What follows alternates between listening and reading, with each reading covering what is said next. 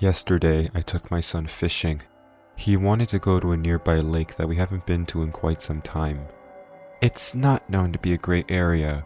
For some background, the last time we went, about a year ago, a car drove by and screamed obscenities at me while I stood there with my young son. This kind of garbage behavior is unfortunately expected in this area. It's also known to be a late-night hookup spot as well as a late-night drug deal location. Due to the lake's reputation, I had made a deal with my dad that I wouldn't stay there past 4 p.m. without him. My 12-year-old son and I pulled up to our favorite fishing spot, a small pond on the opposite side of the road as the lake. Almost immediately, an older gentleman approached us, asking if we were fishing in the pond. I replied that we had just gotten started, so nothing yet, but that we had caught fish in the pond plenty of other occasions. He thanked us for the information and returned to his spot on the other side of the road. About 15 minutes later, another young man approaches the older man with a dog. I can see and hear them chatting, but they've made no move to involve us in the conversation, which I am glad for. I just wanted to enjoy a day with my son. Unfortunately, the water in the pond was incredibly low and murky, and I could tell we weren't going to have any luck. I tell my son to pack it up and we'll try another spot on the other side of the lake. As we begin packing our gear into the trunk, the younger man yells over, "Sorry if my dog and I ran you off." I tell him it's no problem, and we were simply moving to a better fishing spot. He then starts telling me how nice it is to see a mom taking her kid fishing, how you don't see that very often, etc. I get this a lot, so I'm pretty used to it. We had a short conversation about it as I packed up, and I then moved towards the driver's side door to depart. Before I can leave, the younger man starts up another conversation, this time asking me how old I think he is. This feels strange to me, but I'm nice to a fault sometimes, so I answer his question. I tell him I'm a horrible judge of age, but maybe 25.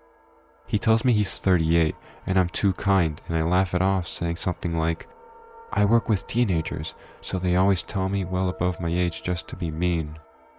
He asks where I work and I stupidly tell him my city.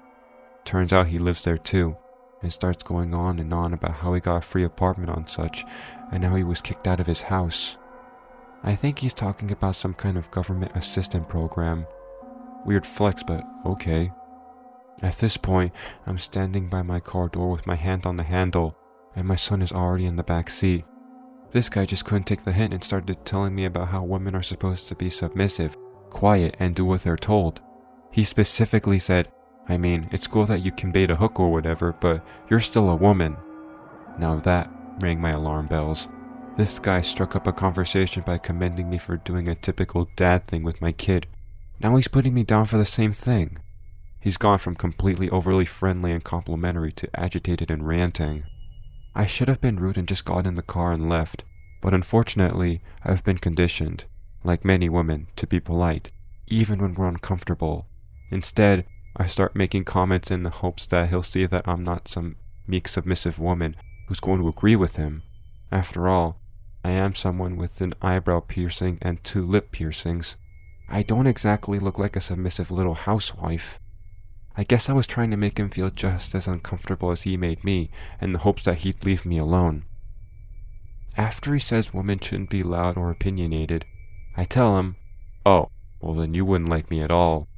He tries to backpedal, saying, "I mean, it's okay to be loud I guess, but don't try that with your man, you know." I say, "My man doesn't tell me crap, I do what I want."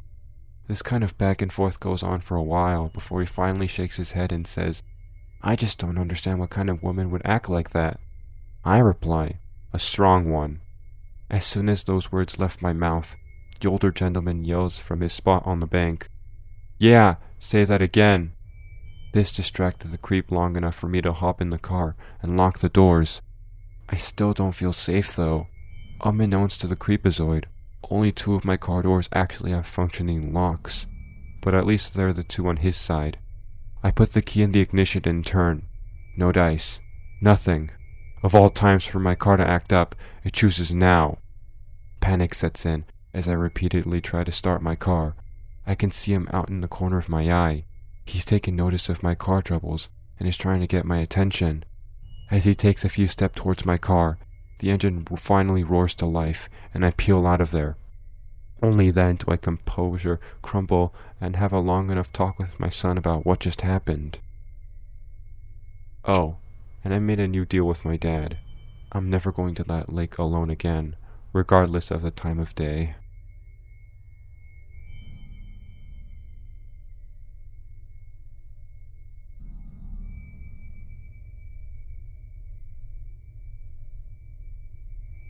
I work at a graveyard shift as a security guard for a recycling yard.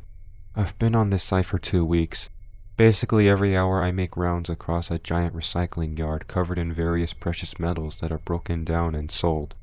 During my shift, I scan various checkpoints and ensure nobody besides me is in the yard or facility. One of my other tasks is to go through some grassy, bushy terrain and over a set of train tracks to take a photo of a warehouse far across. This is to ensure it's safe and clear. I have to use a flashlight with 2K lumens so I can see my way through pretty much the entire yard. Well, just about an hour and a half ago on my round, I went through the grass and over the train tracks. I took the picture of the warehouse and submitted it. All of a sudden, I get this intense feeling that I'm being watched. My hairs on my neck stand up and I freeze. My flashlight is still on and pointing at the warehouse. I turn around and slowly point my flashlight behind me. Kid you not, about 10 yards away, I see a skinny, old, wrinkled white man with a large white beard, sitting on a chair. He was looking directly at me. He had dirty jean overalls and what I think was a Western-style cowboy fedora on.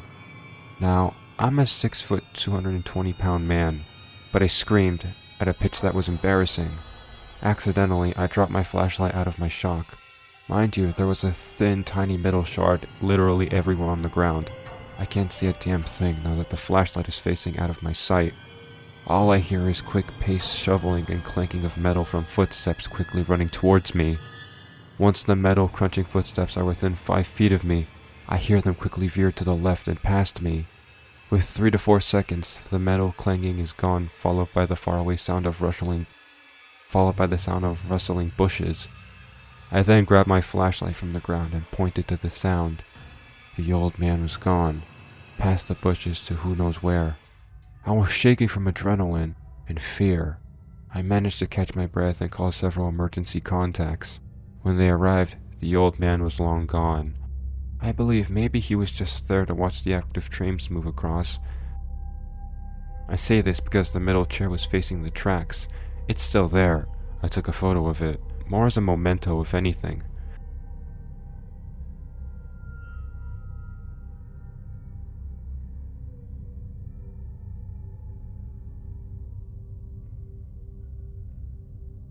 I live with my grandparents in a large city on a busy road.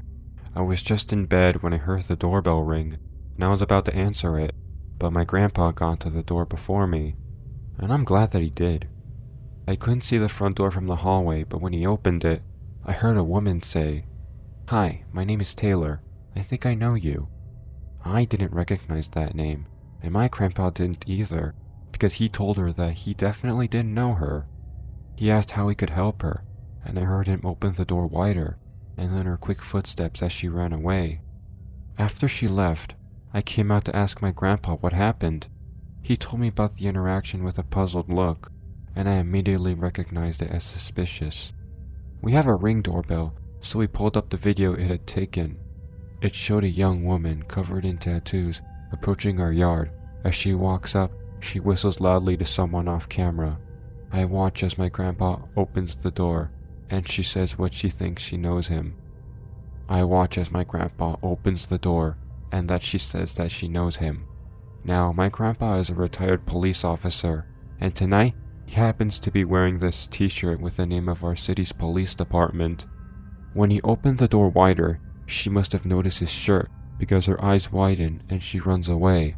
I watch as the video showed her holding up her arms, crossed in an X while she runs away, and a few seconds later, a man crawls out from behind my car, parked outside, and follows her. Then, the woman can be heard whistling again as they walk down the block.